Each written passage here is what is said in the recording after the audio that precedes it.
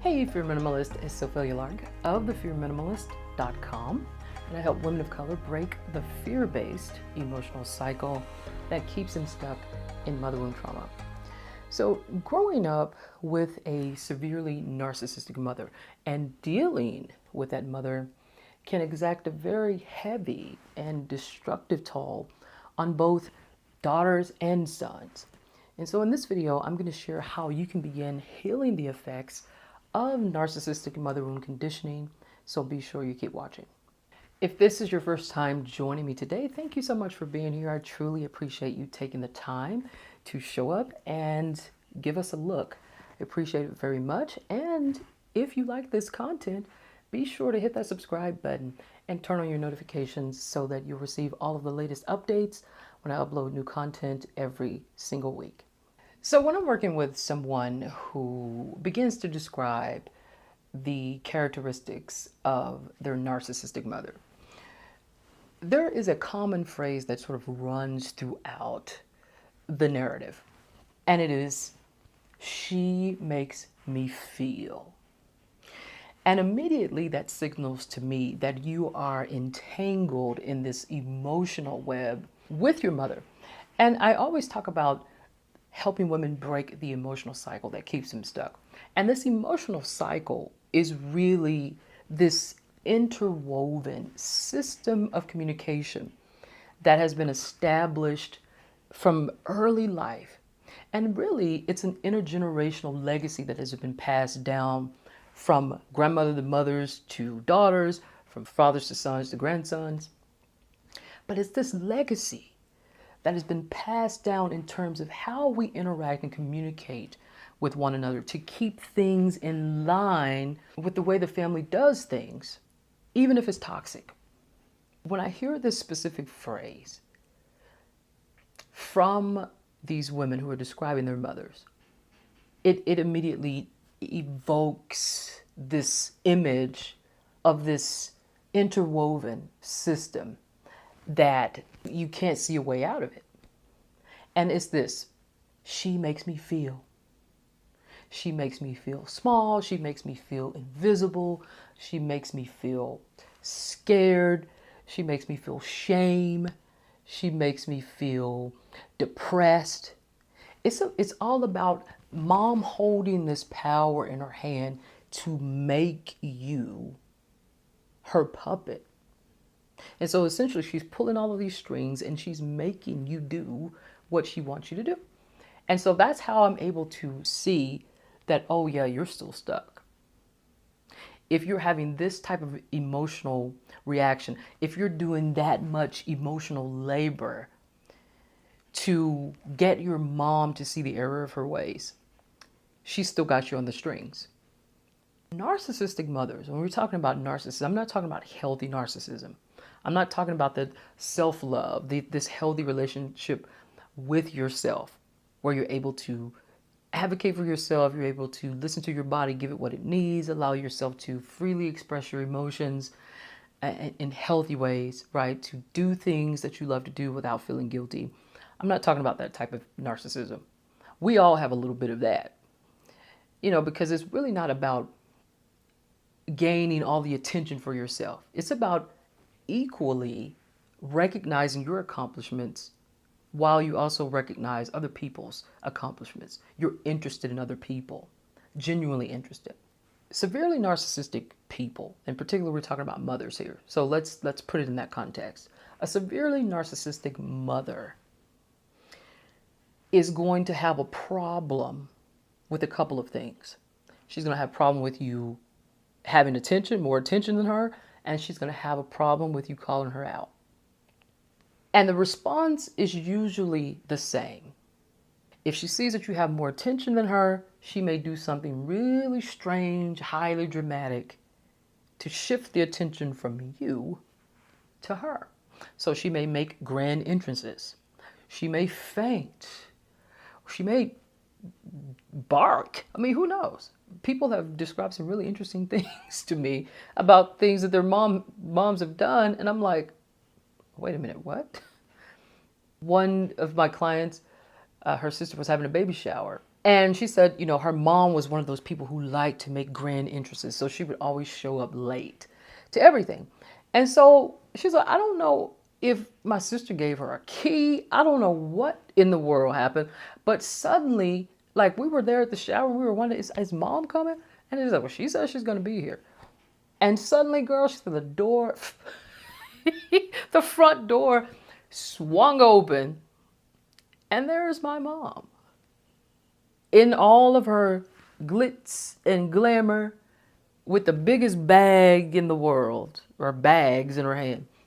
It's just this big bag. And it was just like, you know, she was like, here I am. And of course, you know, the attention went right to mom. And the daughter was like, you know, like, that's, that's who my mom is. But one of the things that I always bring to the daughter's awareness is that, you know, you've grown up in this family dynamic. And this is something that you've become accustomed to. Now, of course, you know that something's not right about it. Otherwise, it wouldn't bother you so. But it's like we become so familiar with it that it's like you feel that there's nothing you can do.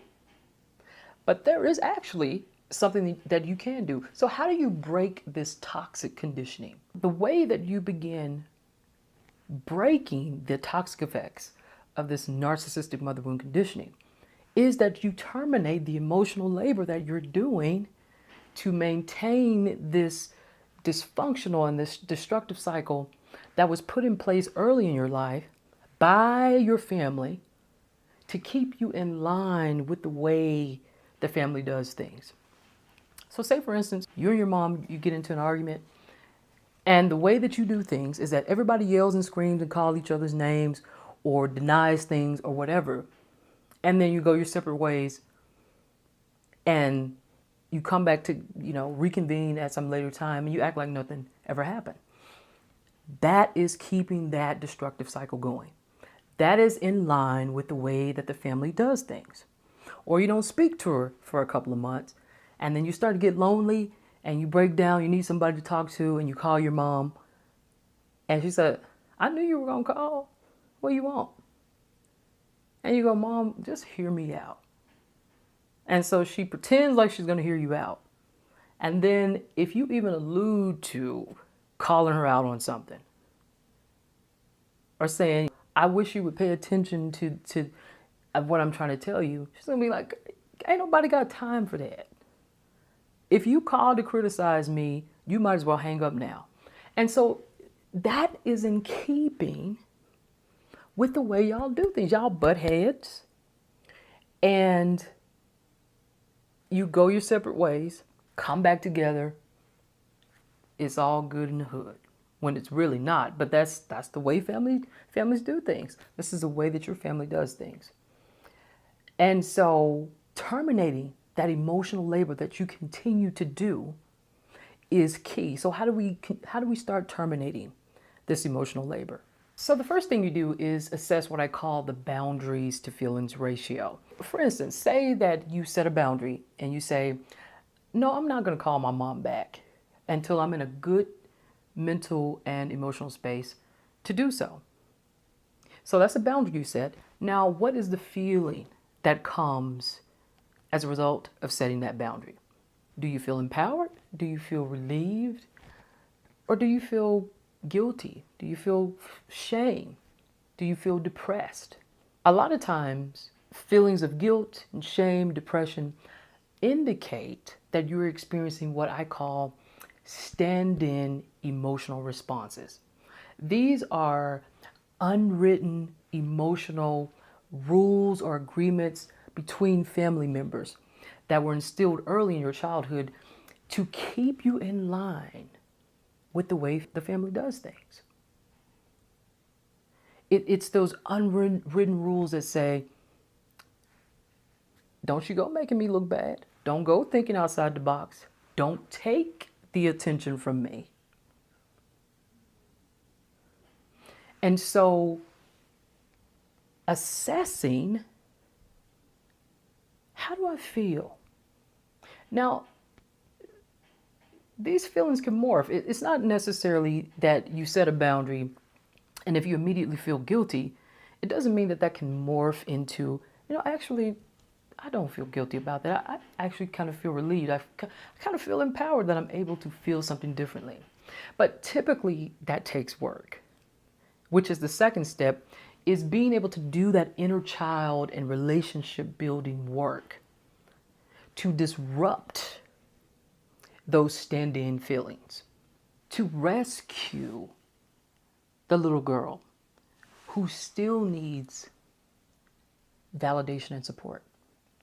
So the inner child is that underdeveloped part of the personality that is still waiting for healing validation and care. And effective inner child work helps you to align your reactions to who you want to be moving forward, where you're able to recognize a violation to your sense of self, an attack on your identity, and you can gather your courage to stand up for yourself and say, no, no, no, no, no. I don't do that anymore. That's not the way I do things. And you can do the integrative work to heal, where the adult self and the inner child are now working together and not as these separate entities. Well, the adult's doing whatever, but then when I feel slighted, the inner child starts raging. The integrative work helps them to work together, to where if the inner child feels attacked, it knows that, oh, no, actually, I am empowered. Actually, I don't have to go down that route. I can respond differently. And then you share that experience with a healthy other who's able to say, I see you. I hear you. I believe you. And I want to be an important part of the support system that helps you in the way that you need.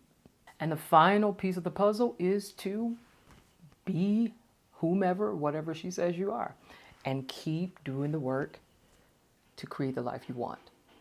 If your mom has chosen, and it's probably not even a conscious choice, let's be honest, but she's going to view you however she views you.